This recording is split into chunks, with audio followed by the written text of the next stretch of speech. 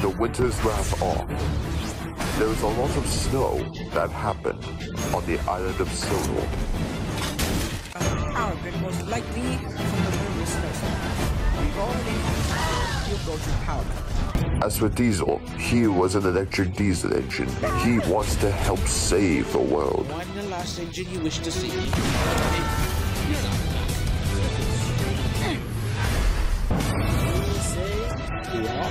As a royal pioneer, to help us, and we hope to see you again soon. And now, this is the final episode of On Thin Ice.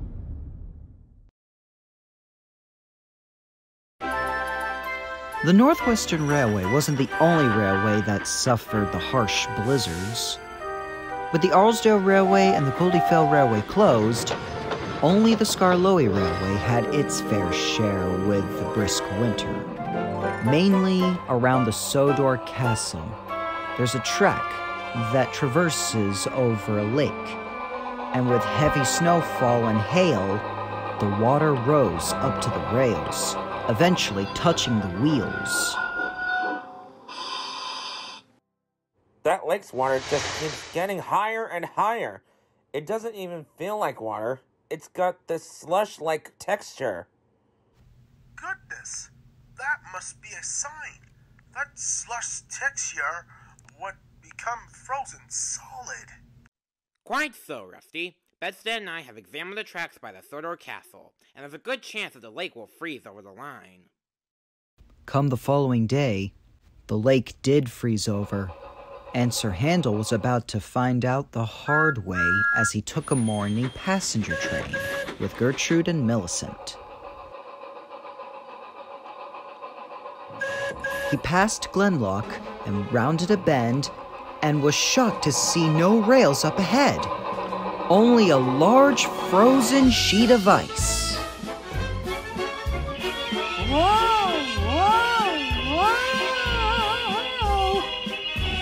Sir Handel skidded over the frozen lake until he finally eased to a stop.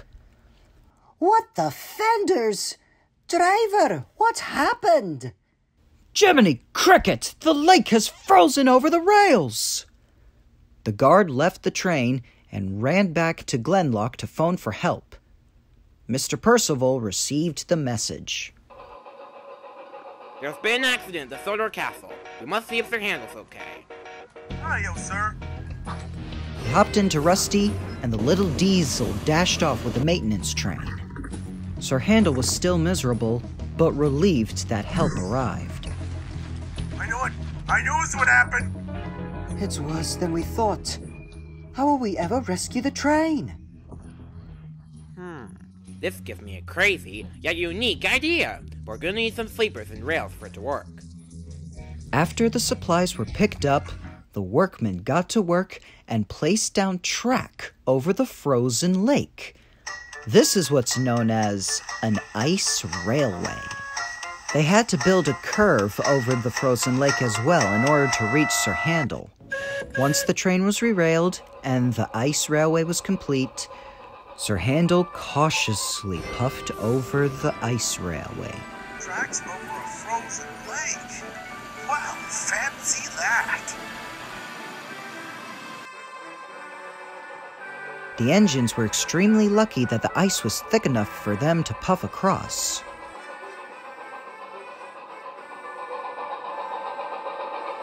While some engines took great care puffing over the frozen lake, others just quickly dashed over it, whether it was from fear of falling into the lake, or they just wanted to be daredevils.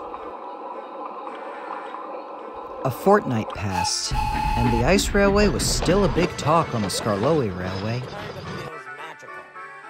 I felt like an ice skater. It was rather graceful. Not the first time, though. Alright, engines. Now, as fun as the ice railway is, we shouldn't expect it to be permanent due to the springtime thaw. At the depot, Fred was just about to call it a day and rest when Bertram parked alongside him.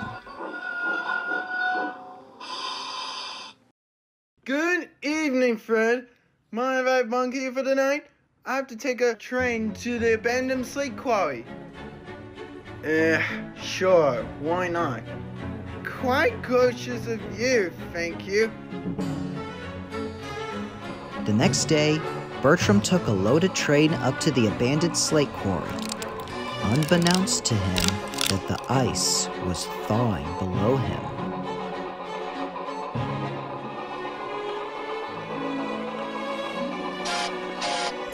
Bertram arrived at the slate quarry with his train and left it with some empty wagons in tow. Fred eventually gained the effort to start his maintenance train. They are currently examining the Glenlock Loop, which wasn't too far from the castle. You're not cold, lad? Not one bit. The weather has been slightly warming up in the recent days. At last, no more ice and snow.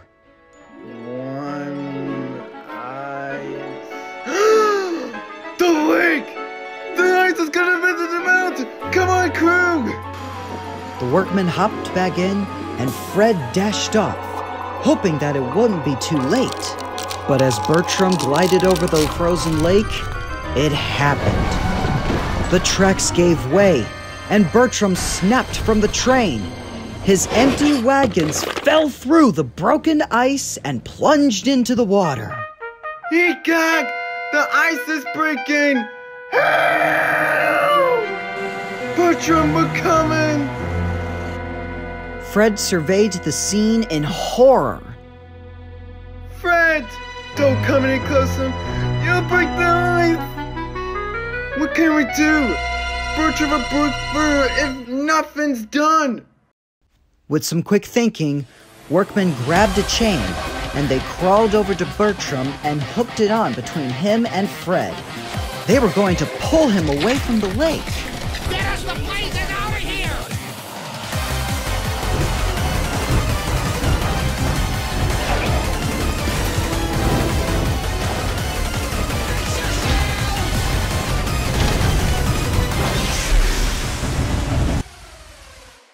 The two engines were catching their breaths. You saved me! Fred looked at Bertram with innocence. I'm not a big fan of working, but I can't risk seeing my friends in trouble because of me. Bertram smiled broadly.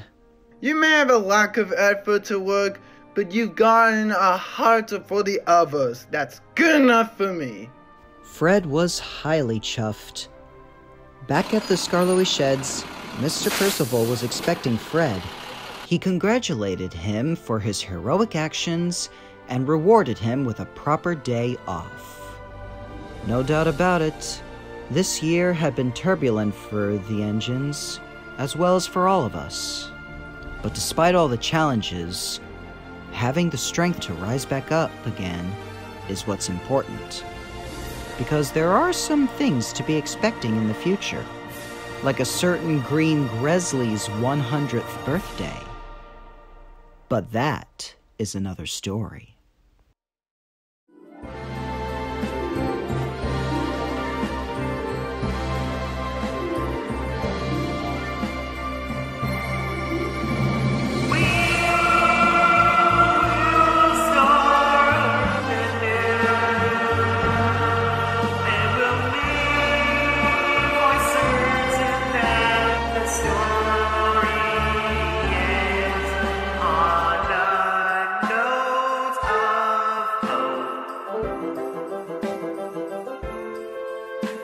Today on Sodor, remember when we'll be able to think that